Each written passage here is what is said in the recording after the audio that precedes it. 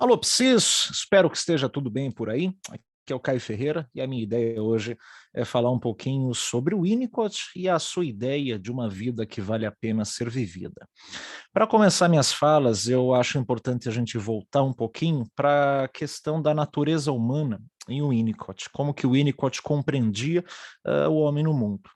E ele compreendia assim muito diferente das noções mecanicistas, tanto do Freud quanto das visões behavioristas. E é claro que o Freud e os behavioristas tinham visões assim absurdamente diferentes da natureza humana, mas ambos concordavam que o homem era uma espécie de máquina. De acordo com os behavioristas, uma máquina governada, né, e mantida ali pelo ambiente, pelas contingências ambientais, e de acordo com o Freud, uma máquina movida por uma energia chamada libido. Já em Winnicott, a natureza humana vai falar muito da experiência do viver e principalmente de uma tendência à integração e a um verdadeiro self, incluindo uma vida que vale a pena ser vivida.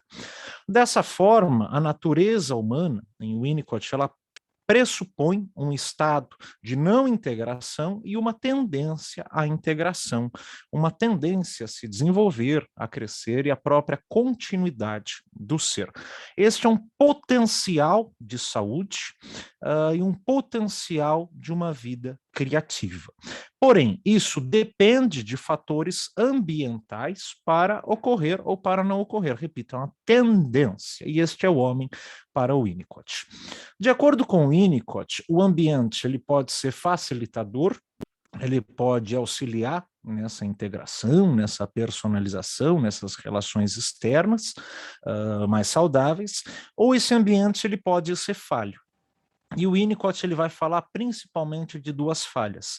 A falha da negligência, quando a gente falta com coisas para com aquele ser, e a falha da intrusão, que é a invasão daquele self, forçando muitas vezes, uma vez que aquele self é invadido, força uma reação e uma reação defensiva a nível da deformação daquele eu.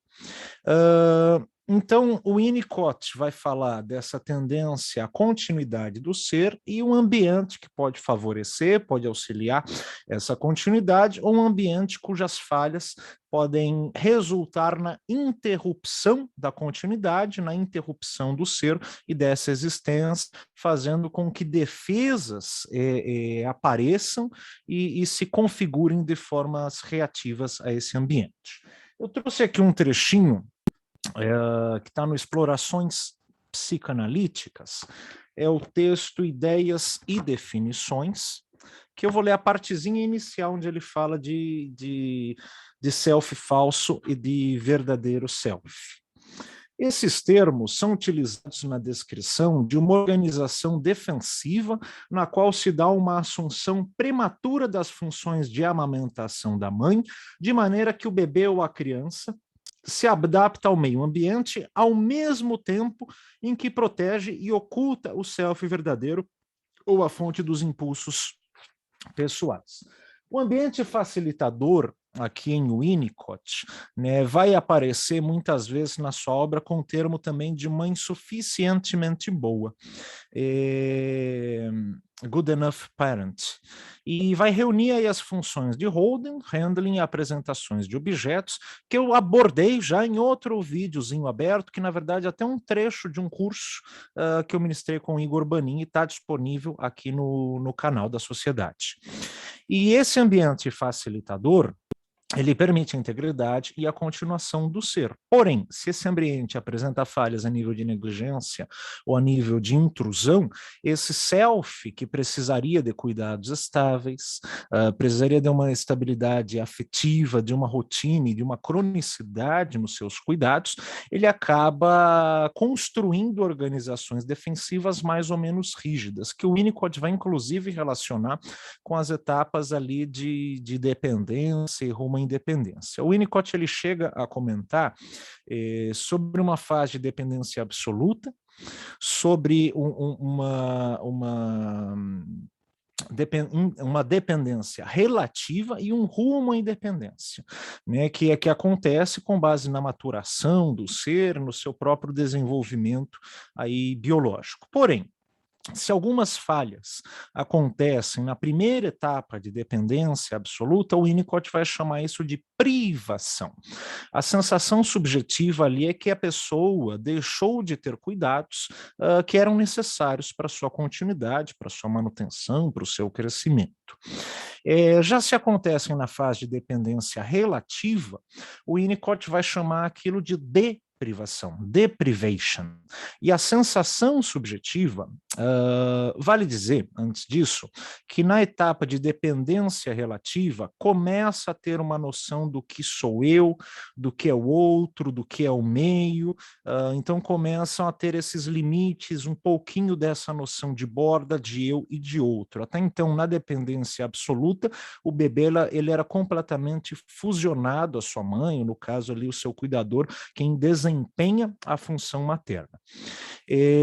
Mas voltando, se a fase acontece, então, na dependência relativa, o nomezinho para esse fenômeno que o Winnicott chama é de deprivação.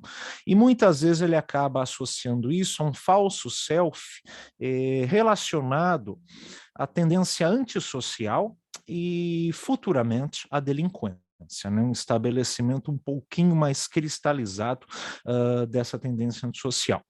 E essa tendência antissocial surgiria como uma forma do sujeito reivindicar do meio aquilo que ele acha que é dele por direito. Porque na sua sensação subjetiva, ele compreende que ele teve cuidados, que ele teve afeto, que ele teve alimento, que ele teve proteção, e de repente aquilo lhe foi tirado.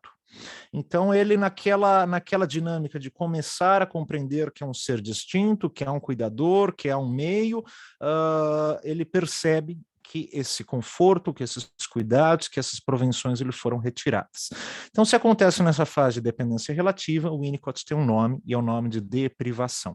A principal deformação do self que ele aponta aqui é a chamada tendência antissocial. Agora, quando o ambiente ele apresenta, né, uma mãe suficientemente boa, que será suficientemente falha, né, ela vai desempenhar ali o holding, o handling, a apresentação dos objetos. Repito que a gente tem um videozinho só falando desses 3 elementos, e isso vai favorecer o estabelecimento de um self espontâneo, um self criativo e que vê valor na experiência do viver. Eu trouxe aqui um outro trechinho para ilustrar, que está no Brincar e a Realidade. Está no texto, deixa eu só achar qual que é o texto que ele está aqui para vocês, mas eu acho que é o Criatividade e Suas Origens. Deixa eu só conferir. É o Criatividade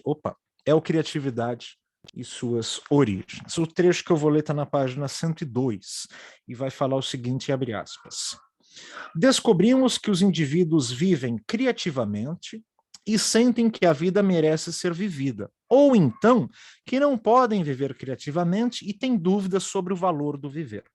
Essa variável nos seres humanos está diretamente relacionada à qualidade e à quantidade das provisões ambientais no começo ou nas fases primitivas na experiência da vida de cada bebê. Então fica essa noção também até de psicopatologia, de saúde ou de doença, na obra de Winnicott, que diferente de Freud, né, que tratava muito o sofrimento, os sintomas humanos com base em situações traumáticas que aconteceram e que não deveriam acontecer, dessa forma foram excluídas da consciência pelo mecanismo do recalque e realocadas no inconsciente, onde são protegidas ali pela resistência. Para Winnicott, a psicopatologia, as deformações do ser, o sofrimento, o tédio na vida, a sensação de futilidade na vida, as demais angústias, dizem respeito à não criatividade e essa não atitude que é decorrente das falhas ambientais e das reações desse ser a essas falhas. Então, não comparando um pouquinho com Freud, né, não seriam coisas que aconteceram, mas não deveriam acontecer, e sim justamente coisas que não aconteceram, mas deveriam acontecer para a continuidade daquele ser. Fique então um pouquinho aí de drops de Winnicott, né, falando um pouquinho sobre criatividade, sobre verdadeiro self e vida que vale a pena ser vivida, e esses conceitos são naturalmente mais explorados, mais aprofundados em aulas abertas que vocês encontram no canal da Sociedade, nos nossos textos abertos também que estão no blog, e nos cursos aí sim, com mais carga horária, com slide, com mais referências, esse tipo de coisa. Espero que a aulinha de hoje funcione aí, né, pelo menos para passar algum conceito, para instigar o estudo, e bons estudos, a gente se vê na próxima aula. Até breve.